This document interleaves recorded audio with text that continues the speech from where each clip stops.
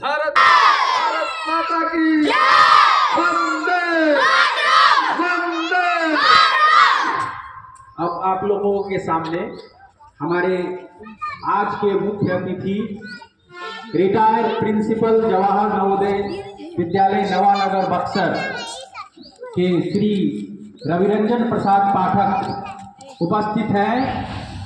अभी इस प्रांगण में श्री आर के सिंह एकेडमी सीबीएसई स्कूल के प्रांगण में रिपब्लिक डे के उपलक्ष्य में 2 शब्द अपने व्यक्त करेंगे। उसके बाद सभी बच्चे हम लोग जो हमारा कल्चरल प्रोग्राम का सभागार है ऊपर फर्स्ट फ्लोर पर लाइन के साथ चलेंगे। उसके बाद वहां पर आगे का कार्यक्रम सर का आगे का कार्यक्रम एनुअल डे का जो होगा। लेकिन अभी सर 2 शब्द।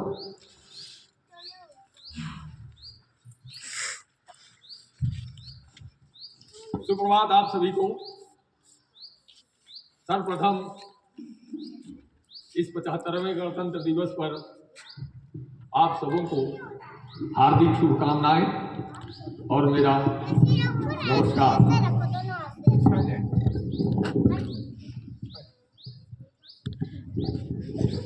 परम स्नेही श्री आर के सिंह जी, विद्यालय परिवार के सभी साफ भारत के भविष्य एवं भावी कर्णधार नवनिहालों, प्यारे प्यारे बच्चों, छात्र छात्राओं तथा यहाँ उपस्थित अन्य सभी श्रद्धेय जन, आज का दिन भारत के इतिहास में जैसा आपने सुना अभी स्वर्ण अक्षरों में लिखा गया। कारण भी विदित है आपको। आज के दिन हमने अपने संविधान को अंगीकार किया था। यही महत्व है आज के दिन का। हमारा संविधान एक ऐसा संविधान है जो विश्व का अनूठा और अनुपम है। यह सबसे बड़ा होने के साथ साथ सामाजिक न्याय, राजनैतिक न्याय के साथ साथ विचार और अभिव्यक्ति की स्वतंत्रता भी हमें प्रदान करता है। हमारा देश वर्षों गुलाम रहा अंग्रेजों का, खासकर आधुनिक भारत। लंबे संघर्ष के बाद हमारे पूर्वजों ने, स्वतंत्रता सेनानियों ने अपने जान की आहुति देकर और हमें मुक्त कराया, हमें स्वतंत्र कराया। स्वतंत्र भारत के सामने सबसे पहली चुनौती थी कि हम शासन की कौन सी प्रणाली अपनाएंगे, हम कैसे शासन करेंगे।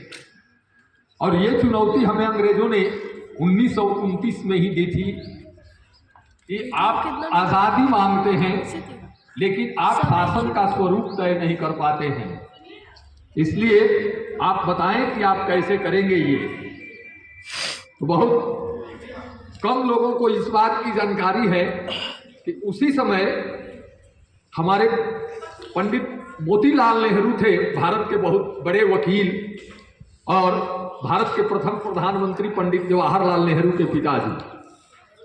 उन्होंने एक संविधान का प्रारूप तैयार किया, शासन का स्वरूप लिखित दस्तावेज के रूप में अंग्रेजों के सामने प्रस्तुत किया। लेकिन अंग्रेजों की नीयत में खोट थी। इसलिए उन लोगों ने, ये तो एक बहाना था कि हम शासन करना जानते ही नहीं हैं। जो देश जनतंत्र की जननी है, जब हम अपना जनप्रतिनिधि वयस्क मताधिकार का प्रयोग करके करते थे, तब अमेरिका के लोग जंगलों और गुफाओं में रहते थे। हमारी सभ्यता विश्व की सबसे प्राचीन मानी जाने वाली सभ्यता में से है और हमें चुनौती दी गई थी जिसे स्वीकारा गया।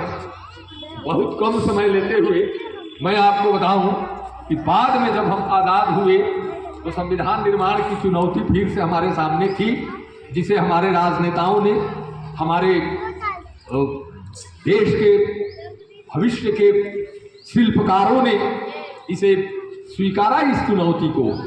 और न सिर्फ स्वीकारा बल्कि एक ऐसा संविधान बना दिया जो अद्भुत, अद्वितीय और अप्रतिम है। यह जितना ही कठोर है उतना ही लचीला भी है। इसमें क्षमता है समयानुसार अपने आप को बदल लेने की, और जिसमें समयानुसार बदल जाने की क्षमता होती है वही सफल होता है, वही आगे बढ़ता है, वही कुछ कर पाता है। करने का जज्बा भी होना चाहिए। तो हम नमन करते हैं उन सभी महापुरुषों को जिन्होंने हमें ये संविधान दिया, जिन्होंने हमें आज़ादी दी। संविधान हमारा बना तो 26 नवंबर 1949 को ही तैयार हो गया था, लेकिन लागू नहीं किया गया। लागू किया गया 26 जनवरी 19